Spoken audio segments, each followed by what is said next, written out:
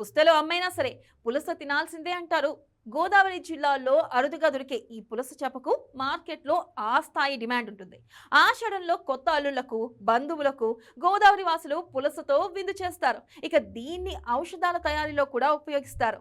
ఈ కారణంగానే ఈ పులసకు మార్కెట్లో ఫుల్ డిమాండ్. ప్రతి సంవత్సరం మత్స్యకారులను రుచిగా మార్చే ఈ పులస సీజన్ గోదావరి జిల్లాలో ప్రారంభమైంది.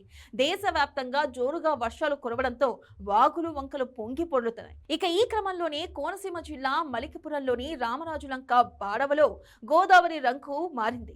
ఎర్ర నీళ్లు కనిపించాయి అంటే పులస వచ్చేసినట్లే.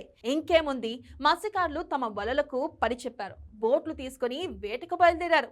శ్రీను అనే మత్స్యకారుడు తన స్నేహితుడితో వేటకు వెళ్లిన సమయంలో అతనికి పులస చేప పడింది.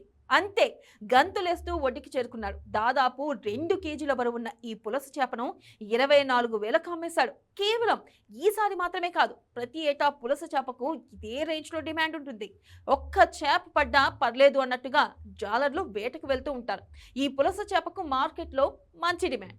దీని టేస్ట్ ముందు ఏ కర్రీ పనిచేయదు. పోషక విలువలతో పాటు ఔషధ విలువలు కూడా పులస చేపలో ఎక్కువగా ఉంటాయి.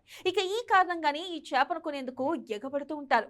ఏపీ మొత్తంలో గోదావరి జిల్లాలోనే ఈ చేపలు అరుదుగా కనిపిస్తూ ఉంటాయి. వర్షాకాల సీజన్లో మాత్రమే ఈ చేపలు ఇక్కడికి వలస వస్తాయి. ఇదే టైంలో చేపలను పట్టుకుని భారీ రేటుకు అమ్మేస్తూ ఉంటారు మత్స్యకారులు. ప్రతి ఏటా మత్స్యకారుల జీవితాల్లో కాసులు కురిపించే పులస సీజన్ ఇప్పుడు మొదలైంది. ఈ ఏడు ఈ చేప ఎంతమందిని కరుణిస్తుందో చూడాలి మరి.